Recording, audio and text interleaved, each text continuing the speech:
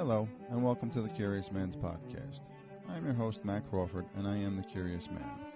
I started this show to ask experts and authors questions I'd like the answers to. If you'd like answers as well, I invite you to join the show. Remember, a day where nothing is learned is a day wasted. Today we are speaking with Beau L'Amour about his stewardship of his father, Louis L'Amour's work. Beau L'Amour, welcome to the Curious Man's Podcast. How are you today? I'm doing very good. Thank you for having me on. Well, thank you for coming on. We're going to maybe introduce some people to a work that they might not be that familiar with the author, but they know the work and they'll have these aha moments. So first, let's jump into who your father, Louis L'Amour, was. My dad was probably, I would say for sure, one of the best-selling novelists of the 20th century, perhaps the best-selling novelist of the 20th century. He primarily, through the heyday of his career, wrote Westerns, but he wrote an awful lot of genres, and we can talk all about that. We're still very popular. Our sales are probably in the top 50 of all writers in the world. I believe we're in the top 12 at Penguin Random House, who's our publisher. They're the largest publishing company in the world. So Dad is still, an outstanding salesman, even though he's no longer with us. When did you lose your dad, or when did we lose your dad? 1988. So let's just digest that for a moment. 1988, and still to this day, I mean, that is phenomenal.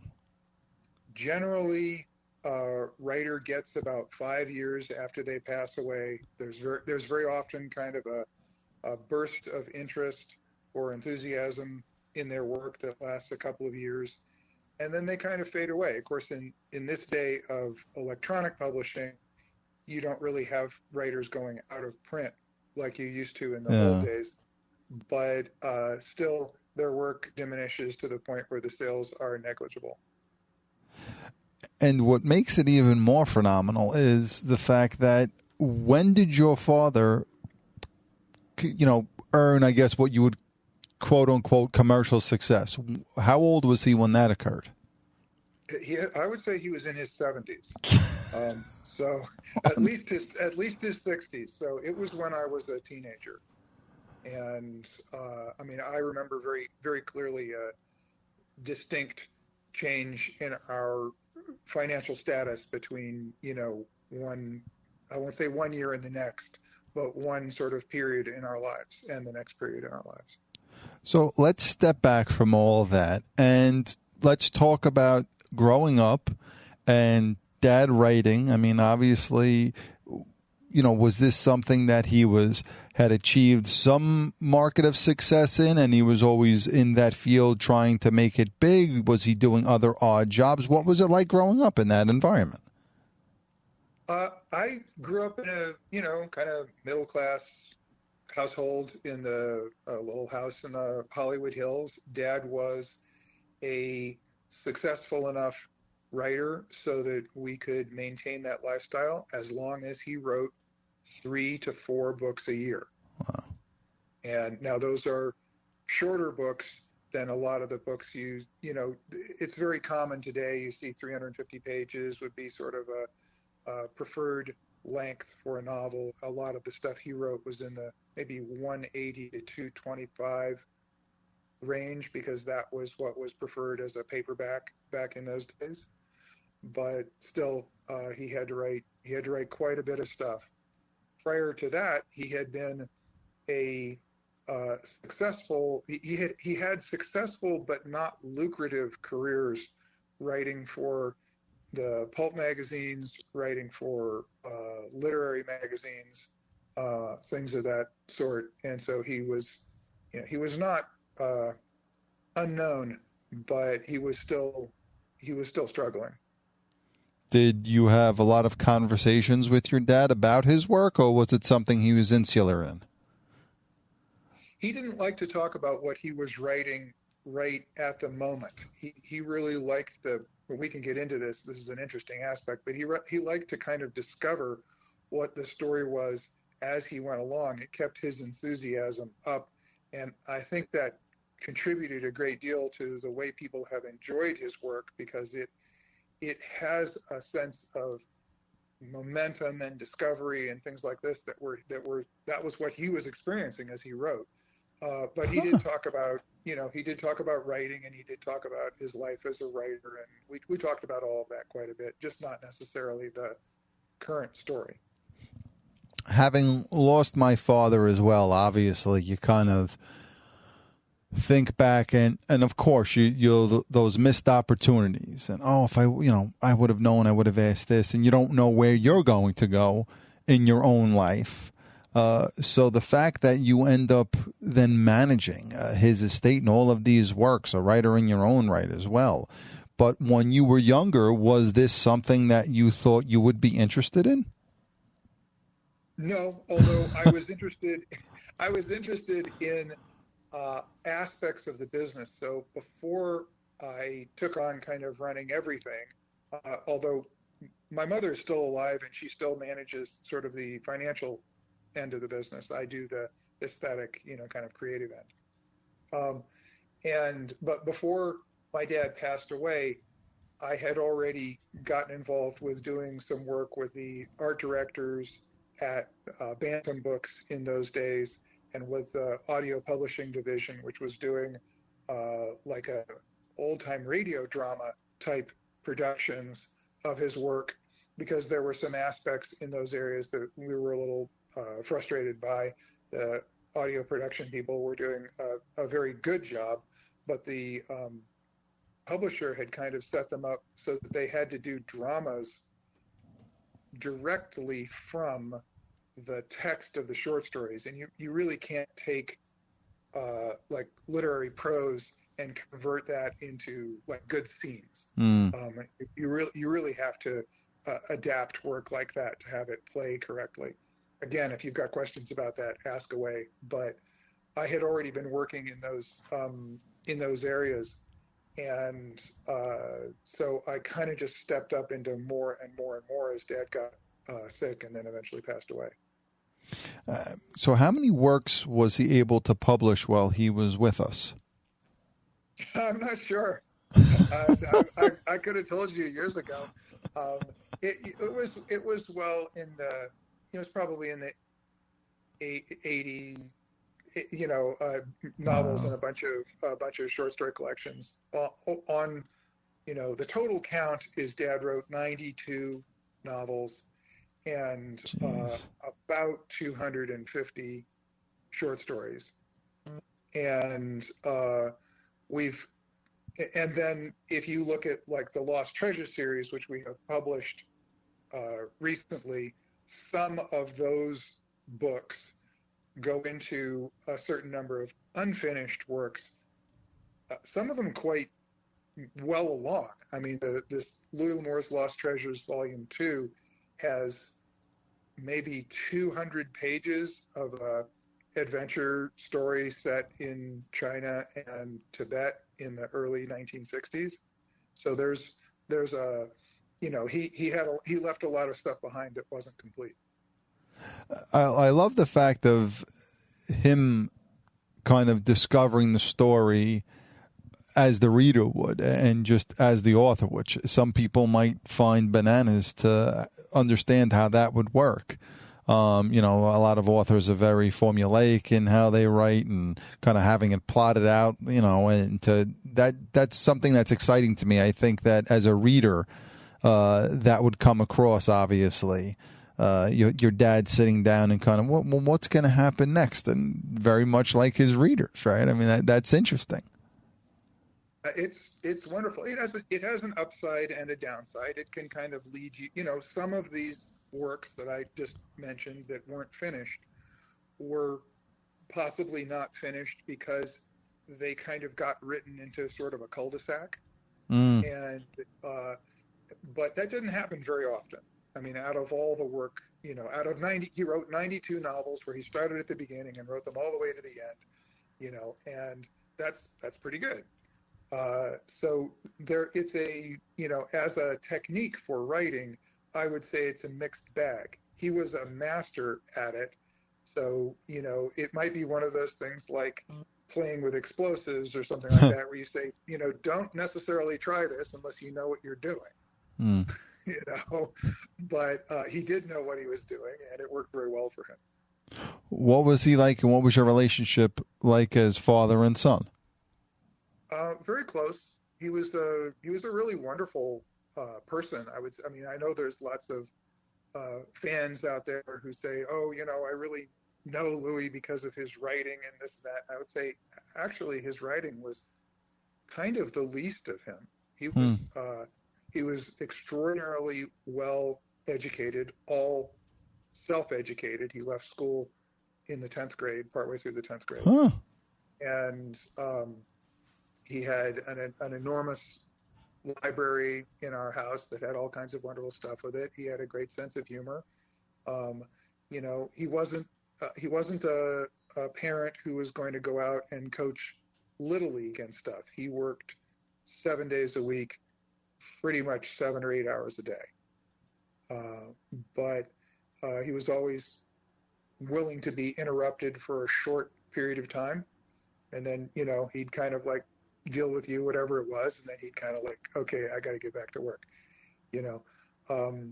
So he was, kind of always available, and he was an older parent. It wasn't particularly obvious until very close to the end of his life. Hmm. He was in good shape. He had a very youthful attitude, but he was 53 when I was born.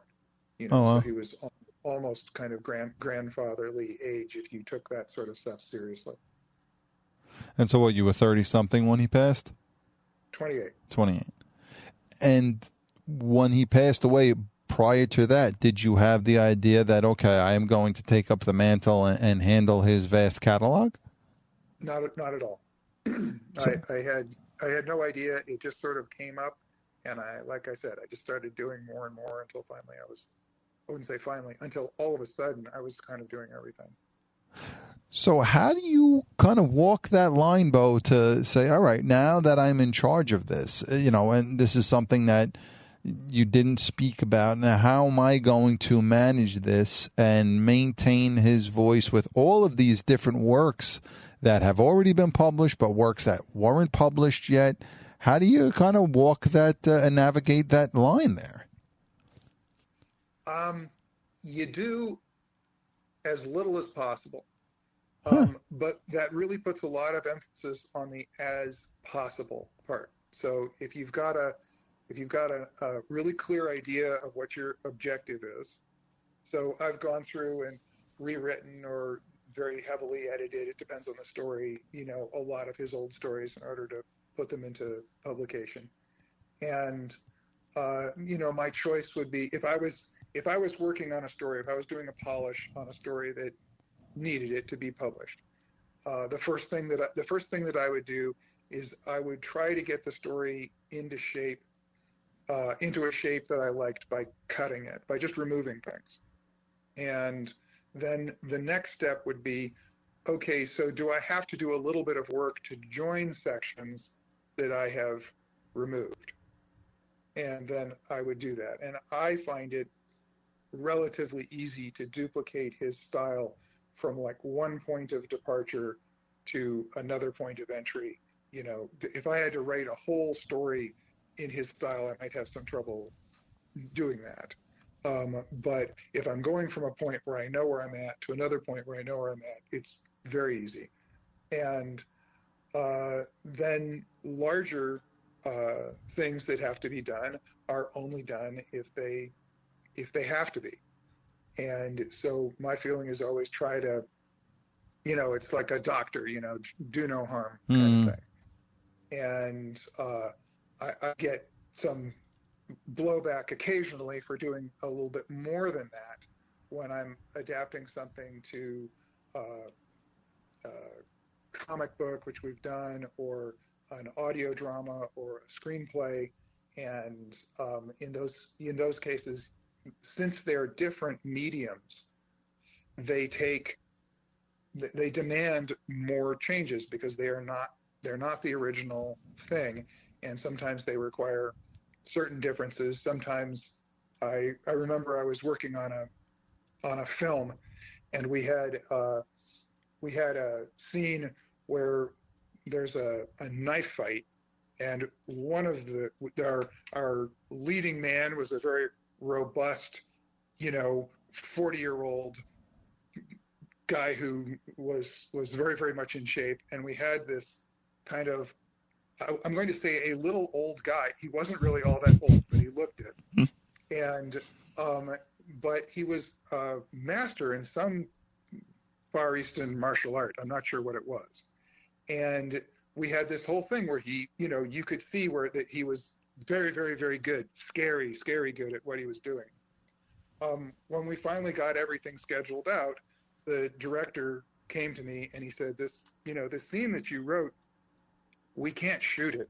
I only have 2 days to shoot this thing, and I'm not going to have the time to get the details that show how good he is.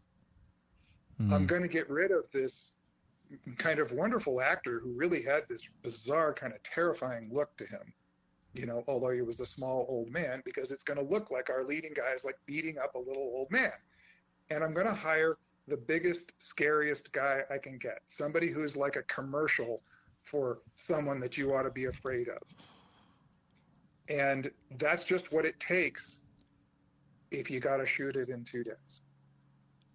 And so that's a pretty extreme example of the kind of compromise you make when you're adapting something. I mean, that's kind of almost as far out as you can get, but it's really good to see, you might make a little change here, but then you're going to make a very, very big change when you get down to all these other factors, time and money and actor availability, and how can you shoot something, and the talent of the director, and what the stuntmen can do. It's like now you've got like 7 points of compromise all hitting all at once.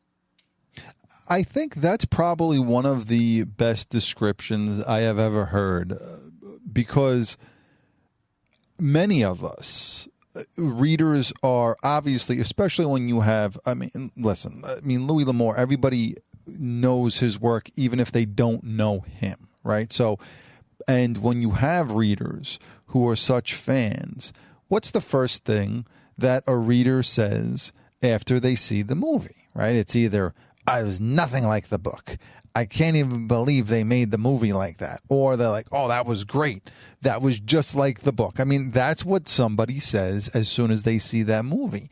And you don't understand, as the viewer and the reader, kind of the compromises in how those things have to take place. Because again, when you're reading a book that talks about these vistas, right, and that could be a 5-page description, and all that takes on the screen is, 10 seconds. How long are they going to pan around the vista? People would get bored in the movie. So it's such a different medium. And yes, it has to deal with all the lighting and all of those things that you just talked about. But you can lose a movie-going or a TV audience if you focus on certain things and not the others. And then, a script is usually only, I think, like 100 pages long or something. That's correct. But if the book doesn't give you all the detail that you need or the dialogue, well, then what are you going to do? You have to fill it in, right? Yeah, if you're making a film, you're going to get about 40 scenes, and you have to pull it off in that number of scenes, and 90 to 120 pages. There's another compromise on the other end, on the reader's end, that happens also that fits exactly into what you were saying.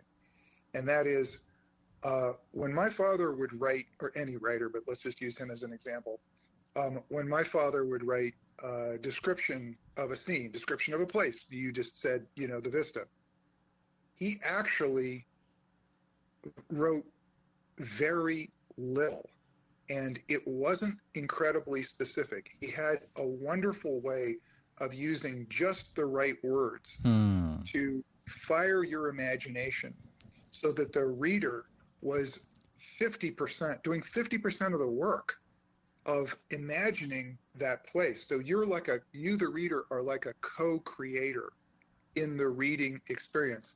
What's on the page is like code. It isn't binary computer code. It's 26 letters and spaces of English language code, but it's the software and your brain is decoding it. And so you turn it into the perfect version of what it is for you. And when a writer interprets a story, and when a director interprets what the writer's doing, and when the actors interpret each individual role, and so on and so on and so on, each one of these people is taking something that each individual reader was making perfect for themselves, a certain perfect semi-reality for themselves. And each one of those artists is locking in their version of exactly what that thing is. No interpretation possible any longer. And if you have everyone working together, that's great. If they're working kind of at cross purposes, it's not so great. If they're not good at it, it's really not so great. That is something that used to drive me crazy about Tom Clancy books. And listen, I love them, but I don't need to know how to build a submarine to enjoy the book. Like, I mean, it was amazing the amount of detail in the books. But I'm like, man, this should be classified material, because somebody could go float something down the Hudson here with all the detail in it. And for me, that was, as a reader, it kind of, and that's a perfect point that you make, it kind of stunted your imagination while reading the book. And that's something that I really do think that your father was able to capitalize on, when you're making the reader invested in the story, because now they are using their mind and their imagination to help you with the story and immerse themselves in it. He was a master at knowing exactly what not to write.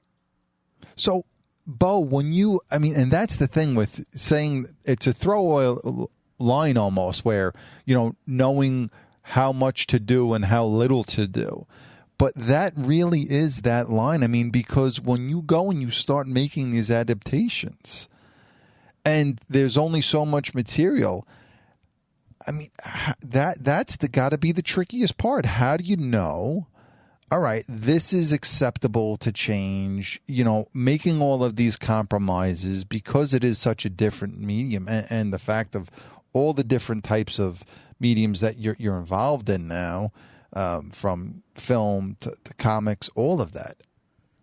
Is that just, you have a sense of, okay, this feels right?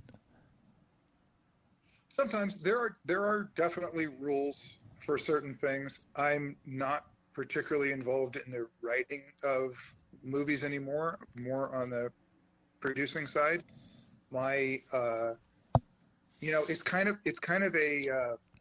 a juggling act, because if you write something, you get one chance to sort of create the framework or the architecture for one particular version of it, but then you can be fired and you don't have any more input.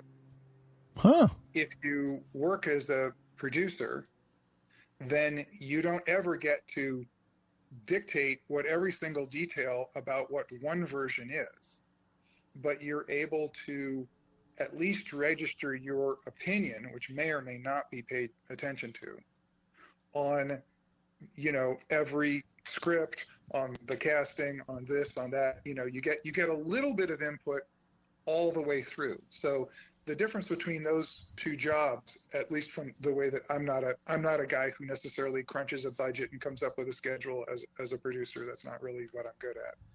And so if you're dealing with something creatively, the producer roles allows you to have a certain amount of input and maybe a little bit of influence at many points, where the screenwriter role allows you to have a lot of input and a lot of influence at one point, which may or may not be paid attention to. And so there's that particular thing. When as you're adapting things, my vision was always to just sort of, you got to pick what you want to say with the story, what you really like about the story. And then other things have to go away. You have to be willing to give up on stuff. You can't do everything. And it's a, you know, I've never found it to be all that particularly tough. I've kind of known what I was, what I was after when I was doing that.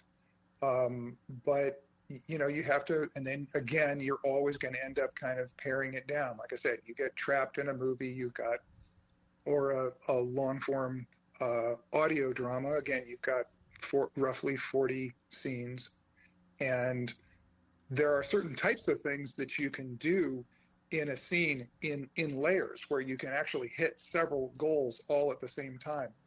But you're not hitting character goals and showing off kind of physical things generally at the same time. There are certain things you can do at the same time, and there are certain things you can't do at the same time. And so you just kind of have these hierarchies, and you have to juggle them, and it's a difficult job, but it's fun, and it can be very interesting and hopefully rewarding. I mean, hearing the story about Kevin Costner, for example, with Dances with Wolves, and insisting that he got last look. So when you turn over this material, and I mean, that's just not something that most people get the benefit of, and so you just have to trust the process and hope that the people that are involved in the team stay true and kind of know how to adapt something in its truest form?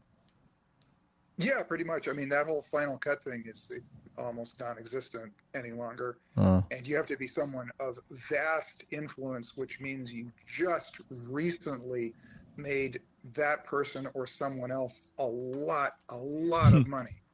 And if you haven't done that, we haven't done that. So in films, at least. So you don't get that particular advantage, and you do have to trust the process. And it's movies, so there's always some kind of power play kind of involved where somebody's trying to say, I'm independent, or I need to do it the particular way that I kind of envision things, or whatever it is. Those things happen, and you just gotta kind of hope for the best. And it is, movies are not a thing that I worry about too terribly much, because there's just too many variables. So you get me into doing something more in the world of publishing, and I'm a little more insistent on stuff because I actually have the capacity to make a certain thing happen or not a certain thing happen. For those who may not be that familiar with your father's work, what are some of the most iconic or memorable projects, books that he worked on? I think the book that most people have had kind of the best experience with, kind of, oh gosh, that was the first one I read, it was so wonderful, was The Daybreakers. That was not chronologically the first in the Sackett family series, but it was the first Sackett family book that my dad wrote. And then Hondo was a very impressive point in his career, and it was, at least for the time period, a fairly good movie. And Last of the Breed, right close to the end of my dad's career, was a Cold War thriller, not a Western, that made a big splash and was a big bestseller. A lot of Dad's stuff has sold remarkably well without necessarily being that kind of New York Times bestseller that breaks all records when it first comes out. And but Last of the Breed was one of those big New York Times bestsellers. He was known for Westerns, but a lot of his work wasn't Westerns, right? I mean, I wouldn't say a lot, but he wrote, so his when he first started writing, he wrote kind of a personalized sort of adventure story, kind of a la Ernest Hemingway. This was right at the same time Hemingway was writing. I'm not sure he was even aware that they were doing the same kind of thing, but it was in that era. That writing didn't make him any money. He then started writing pulp adventures, kind of more high adventure, fanciful adventure, sort of Raiders of the Lost Ark sort of adventures, and crime stories. And he wrote quite a few crime stories that had to do with the environment around boxing, because he'd been a professional boxer for a while. And then World War II came along. I believe before World War II, he wrote one Western.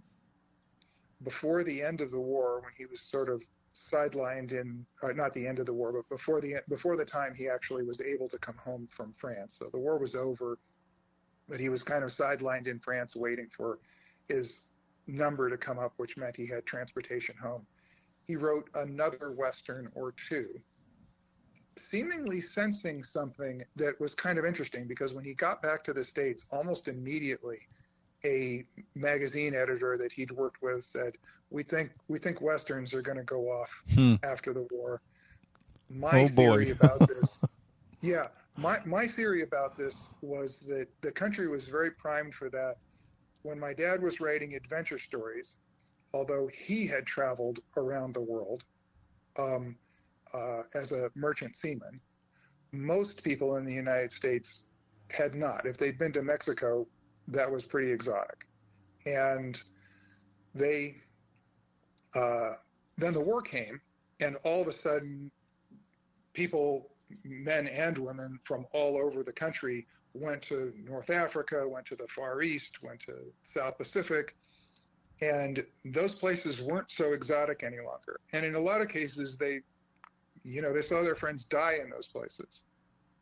And so after the war, the acceptable adventure story was the Western, because it was kind of comfortably at home and it was comfortably in the past. It wasn't something that was going to cause PTSD in half the population. And so Westerns went off big time. Westerns always come up when there is a certain amount of patriotism in the air. The market flourishes. The market also flourishes when the United States doesn't entirely know who it is. So the Cold War insecurities, I would say, fed into that also. So you had several societal layers all firing at once to give us, let's say 1945, 1950, somewhere in there, until, probably 1970, a period of just lots and lots and lots of Westerns. Dad's career started during that time period. Strangely, he became well known. He made all of his fortune, let's say, in the period after Westerns stopped being quite so popular. He was kind of the last guy left on the scene, and the person who, unlike everybody else, just kept becoming more and more popular. And, now there's this resurgence. And again, I love how you put your finger on that pulse, because now obviously everybody, I think, is looking at Westerns in this kind of this different light of, singularity and toughness and being able to make it out there. And obviously with Taylor Sheridan and all the Yellowstone shows that are coming out, Bass Reeves, all these other things that are there. And don't you have another adaptation, what is it, of Flint that's coming out also? Yeah, hopefully we'll have Flint in production fairly soon. Hopefully there'll be a few more.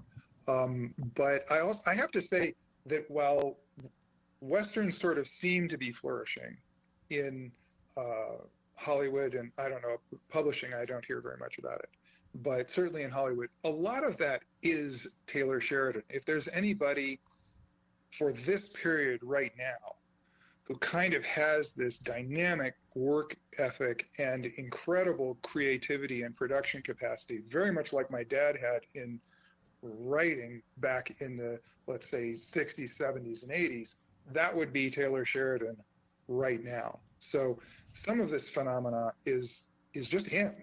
The guy must not sleep, but yeah, he's got to be doing the same thing your dad was doing.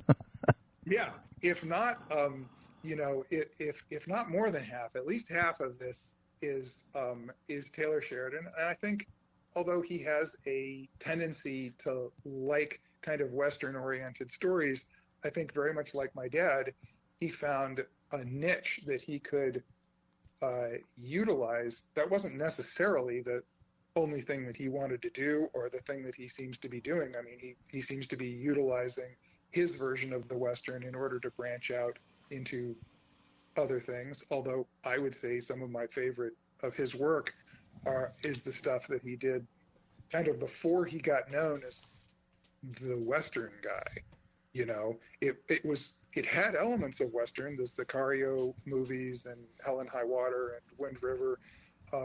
Those aren't necessarily, you know, those are a little different and a little separate and much more to my taste than, let's say, Yellowstone.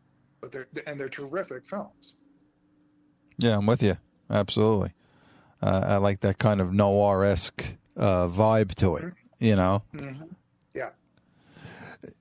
When your dad was writing, and you talk about the 7 days a week, 7 to 8 hours, do you know, I mean, what was his writing method like? I'm imagining a typewriter back in those days, but were you familiar with his process? Sit down and write.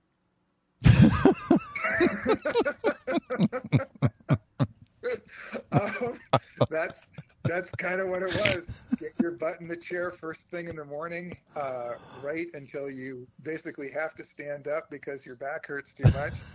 And as soon as you can, get yourself back in the chair. He was, you know, that was pretty much the process.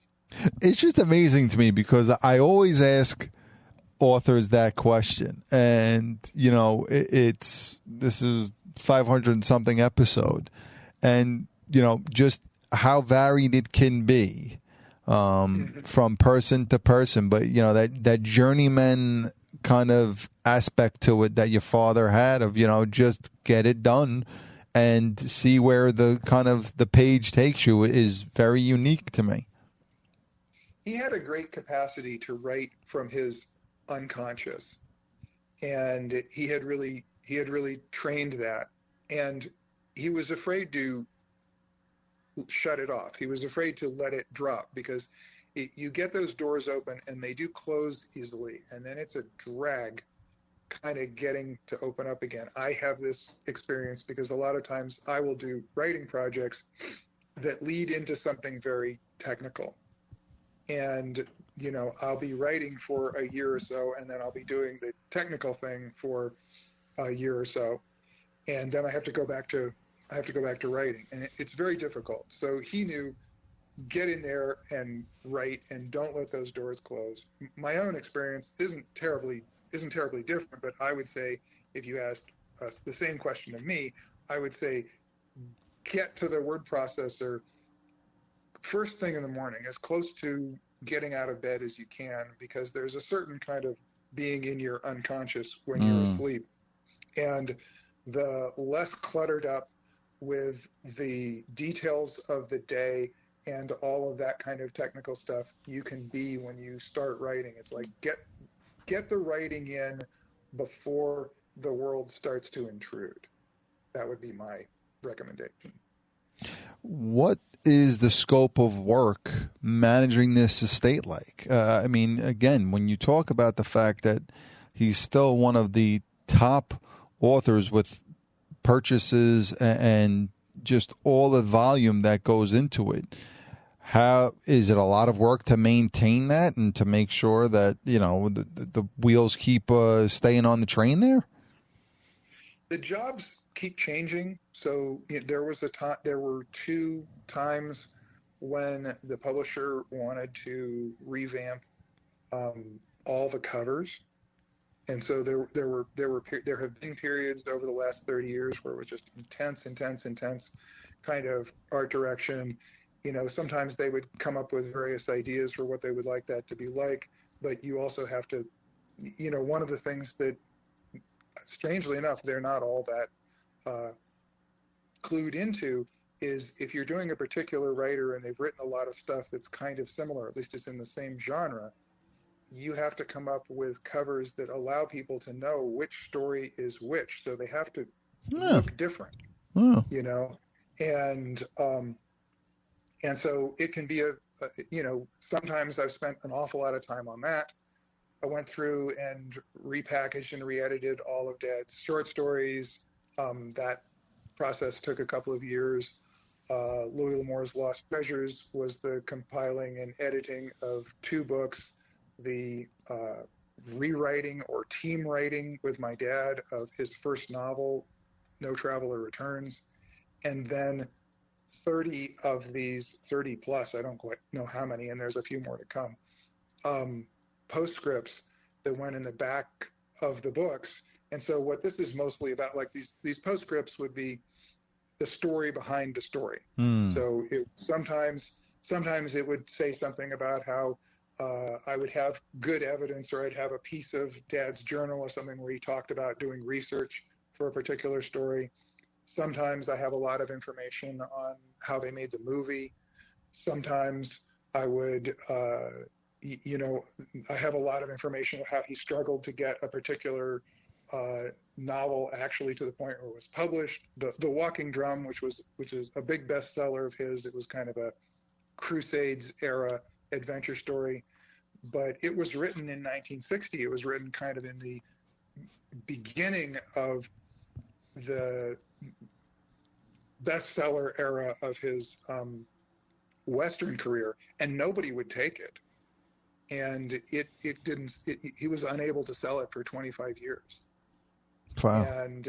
And it grew out of a nonfiction book that he was considering writing, that he never did write, but he had outlined rather extensively and had reached out to various publishers to see if they would publish that, and nobody was interested.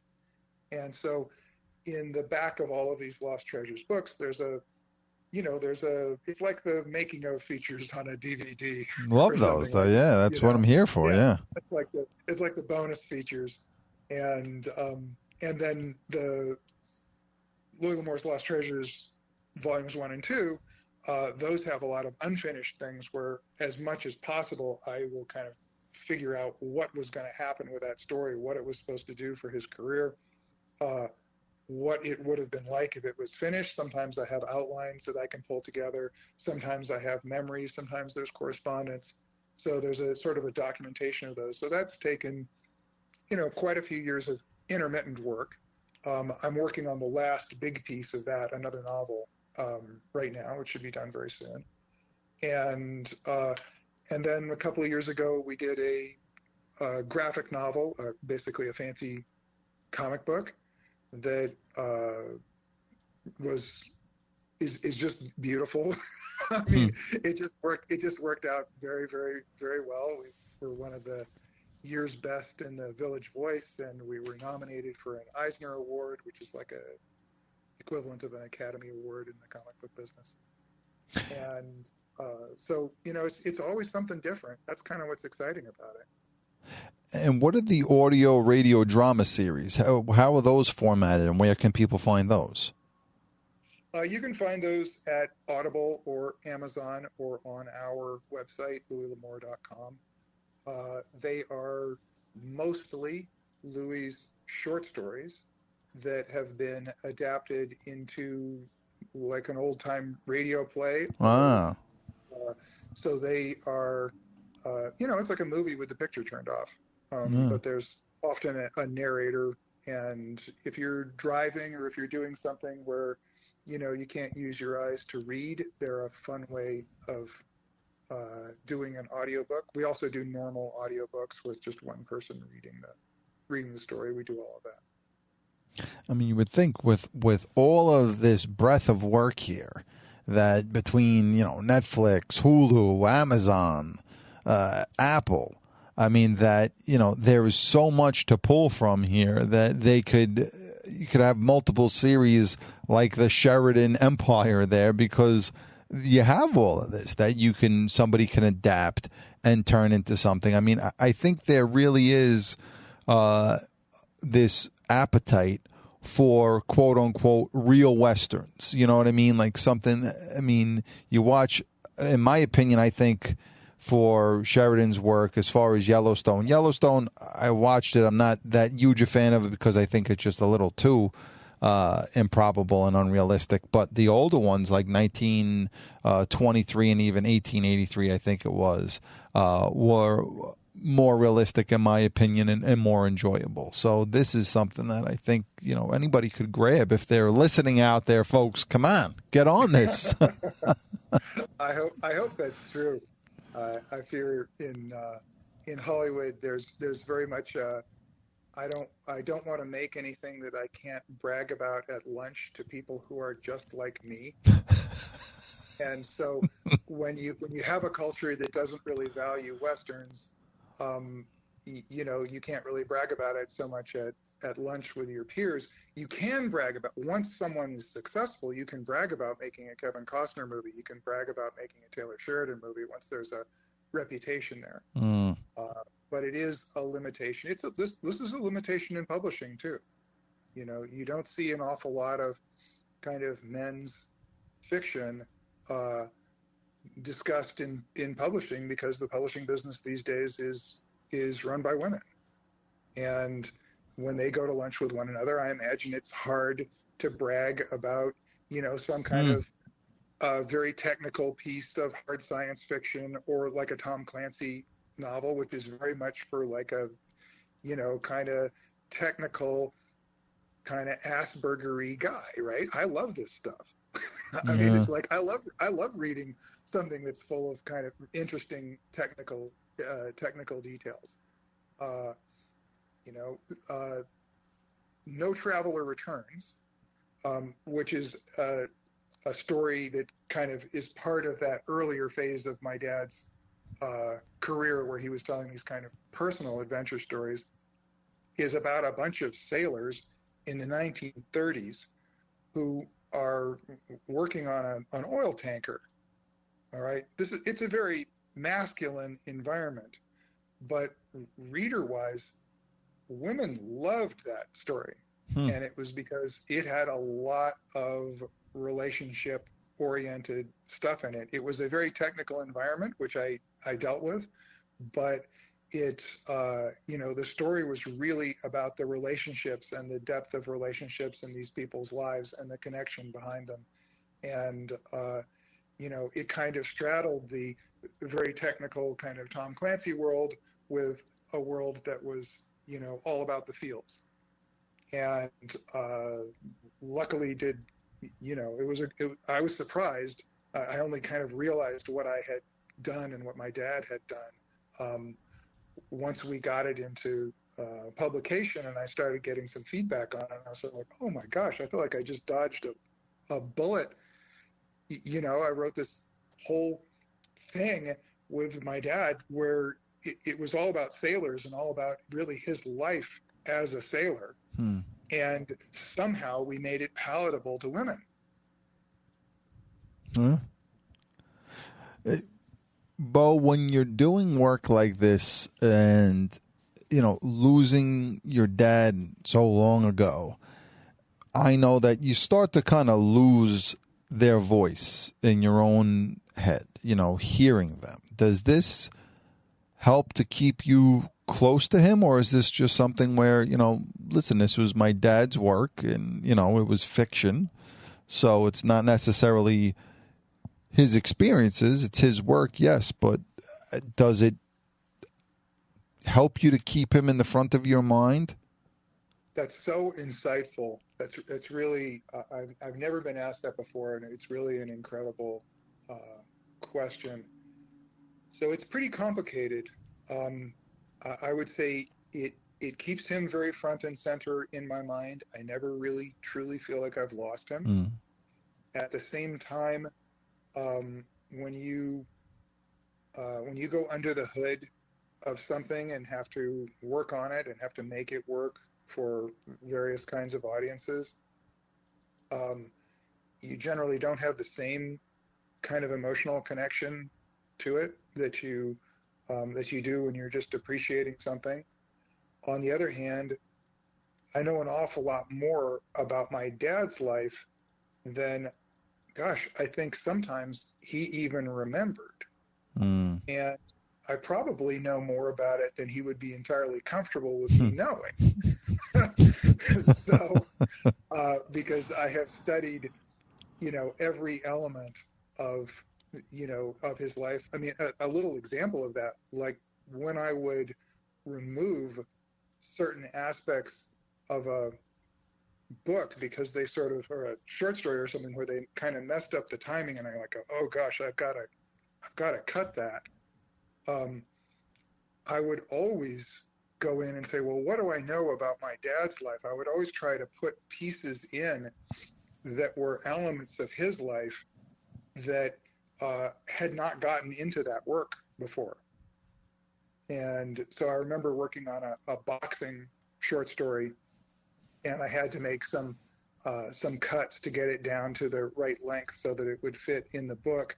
And while I did cut those things, I was also able to go back in. It takes place in Portland, where my dad lived for a while. And so I put in a description of Wiley Spivey's gym and pool hall. So he had a boxing gym under his pool hall in Portland in the 20s. And I put that in there, which was a piece out of my dad's life that he did not put in a story about Portland. But I feel like, gosh, if I'm gonna take something out, I need to put something back, something that won't mess up the timing of things, and try to continually involve as much of him and his personality and his history as I possibly can. It is interesting just to think of that. And that's what really strikes me about when you take that mantle up, because obviously, we know our parents as our parents, and you become a different person when you become a parent. So there's you as an individual, as a man, let's say, then as a father, and even as an author, and the things that kind of drive you, influence you, inspire you. So now to have your son take that work over and then learn that other side of you, and then to have an influence also as your son and kind of, channeling you into your own work. That's such a unique thing, Beau. It's weird. Yeah, right? I mean, it gives you goosebumps to think of it, because it's just this weird kind of circle that, and it really is inspirational, because you think of all of these different influences and just coming through in a different direction. It's just so unique. It's I don't know. I've had quite a few experiences like that where I've done things. I mean, when I was working on No Traveler Returns, which is really a co-writing job that I did with my dad, because that book was not finished. I went down and lived in San Pedro, California, which is the port of Los Angeles, where my dad lived on the street for many months while he was waiting for a ship, and to kind of take in that environment and also to study it very, very carefully, because that town has been actually restructured. An enormous amount of earth was moved out of there. The whole topography of San Pedro has changed a lot. It changed mostly during World War II. And it was just really kind of amazing to be walking those streets and looking at them. And people in San Pedro are really into their history. So there's a lot of storefronts that have old photographs of what the town used to look like kind of back in my dad's day. And it was like being in this kind of strange time machine. It was kind of wonderful.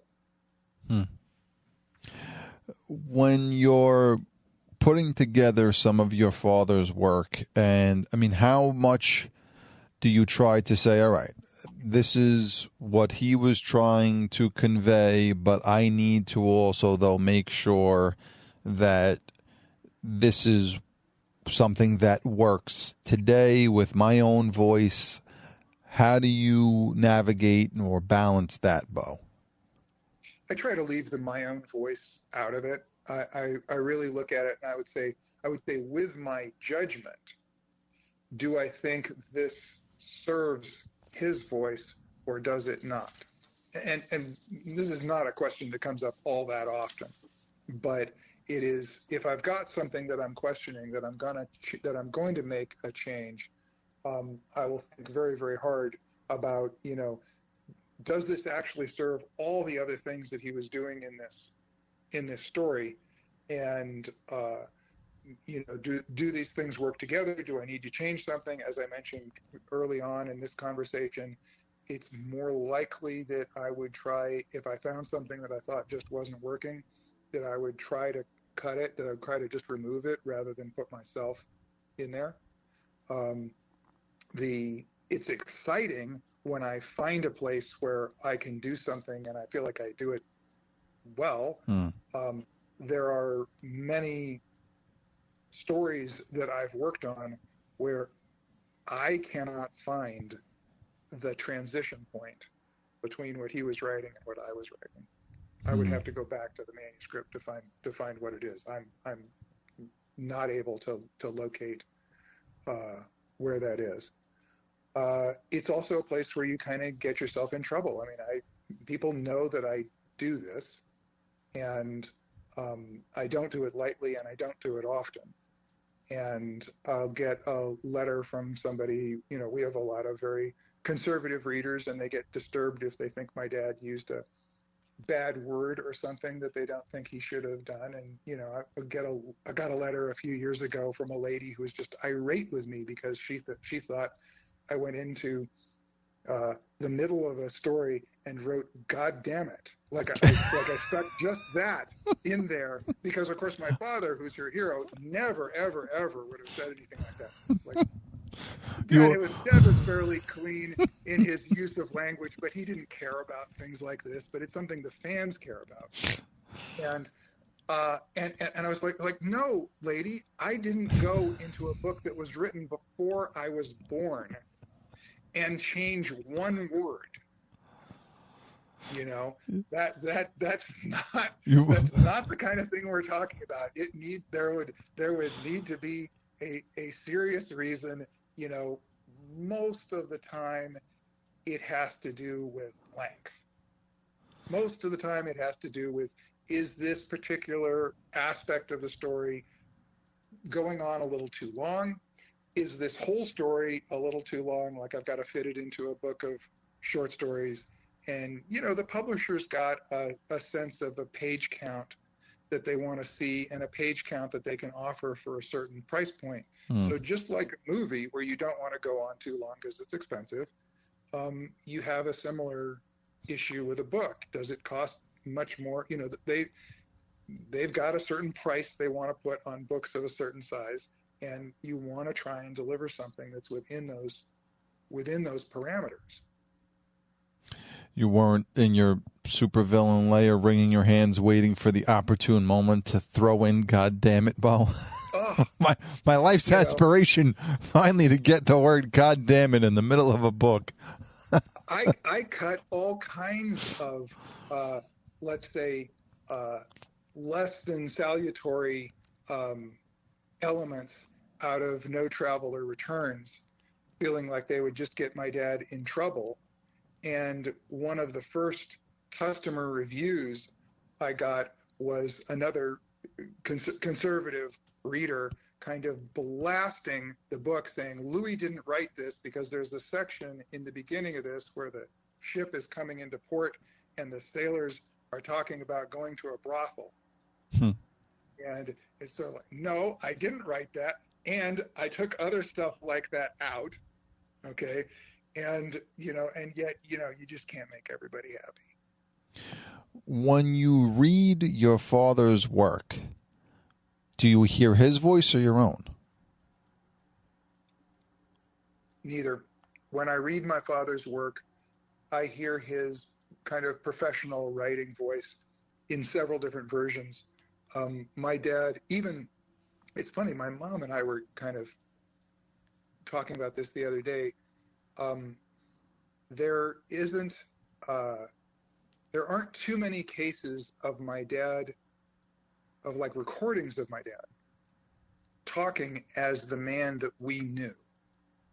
Usually when he was speaking, like kind of public speaking, or he was speaking for an audience, or he was speaking to kind of educate people in some manner, that was a personality that was not necessarily the guy that we dealt with every day. And it was a presentational personality in a certain manner, as the writing was a presentational personality in a certain manner. I mean, Dad had throughout his life, he went through about kind of, I'd say maybe 5 phases or styles of writing through his career. But all of those were kind of writing presentational. They weren't necessarily the guy that I knew that was my father. I mean, similarities, but not what Dad was like really one-on-one.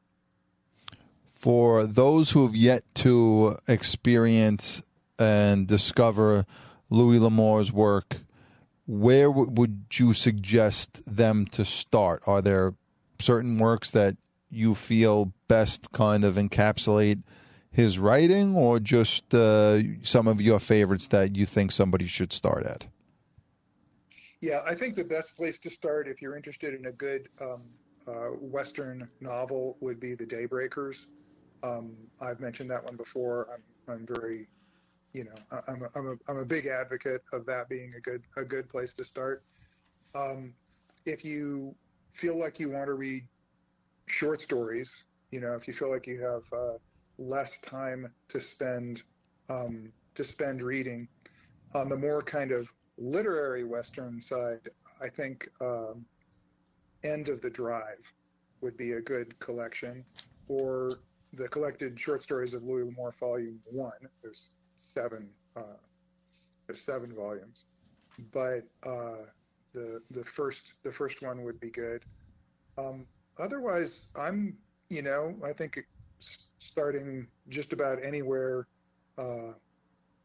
you feel like isn't a bad idea. If you want to know something about Louis L'Amour as a guy and his travels and his youth, then the Yondering stories. So the book Yondering, I would recommend the most recent edition, the Lost Treasures edition of Yondering, because I get to explain some things in my Lost Treasures postscript that are best explained. And it also is slightly different selection of stories. I shuffled the stories a little bit and got a couple more in there to sort of fill out the range. And then one of the Yondering stories not in that collection would be this novel, No Traveler Returns. Those are kind of a picture of his early life. Education of a Wandering Man is a non-fiction book, basically about Dad's reading. I don't know how familiar you are with Jack London, but Jack London did a sort of a biography or autobiography called John Barleycorn, which was kind of Jack London's vision of Jack London's life as interpreted through drinking. And my dad kind of amusingly sort of captured the same concept, but it was my dad's vision of my dad's life through reading, through the books that made a difference in his life and when they made a difference in his life. So it's kind of about his young life interpreted through the books that he read. And where can people find all the things that you have managed, but also your father's works, the graphic novels, all of that stuff, social media, website? What's the best way? The best thing to do is to go to louislamour.com if you want to buy things. The best way to kind of stay in touch would be the Louis L'Amour official Facebook page. But I think that louislamour.com, people don't like going to websites anymore. They just want to stay on social media. But I'm kind of old school, and my attitude is the web is disappearing. The web that we knew in the 90s and 2000s that had all of these kind of eclectic opinions and blogs and discussion forums and everything, it's slowly disappearing, and it was a miracle. It was just a most wonderful thing, and people don't remember, or they don't appreciate, or they don't imagine that it's actually going away, but it is. So I'm a big advocate of getting out there on the World Wide Web and appreciating it before it all vanishes. I agree. Well, that's one of the reasons why I started this show, was to have these long-form discussions because I think it's an art that unfortunately we're losing. And to that point, that is why I think stories like your father's are going to make this resurgence. Because, listen, don't get me wrong, I enjoy these, superhero movies, but I mean, geez, there's just so many of them, and it just again and again, it's the same stories with all of the CGI and the nonsense in it. And I think stories like your dad's, these are the things that make you think. And to that point of that you made earlier, your father leaving us room to be part of the creation of the story. It's a connection that you'll have that you would never have with a movie, and especially a superhero movie, where all you're thinking, all the imagery is done for you. So I hope that, those producers out there will kind of hold on to this, because there is so much that they can grasp from Louis L'Amour. And Beau, again, to your stewardship of it, and again, that delicate touch that you have. I really think that it's ripe for your dad to have this resurgence, and hopefully he does. But just thank you for all the work that you have done to keep his stories alive for all of us out there to discover on our own.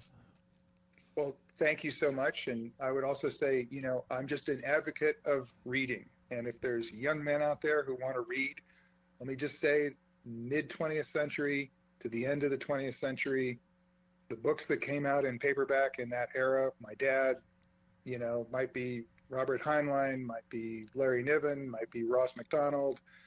These are the books you want to read. They're an awful lot of fun, and there's nothing like them around any longer. Hear, hear. Beau L'Amour, thank you so much for coming on the show and taking a deep dive with us regarding your dad's work and your work as well. Thank you so much. Take care.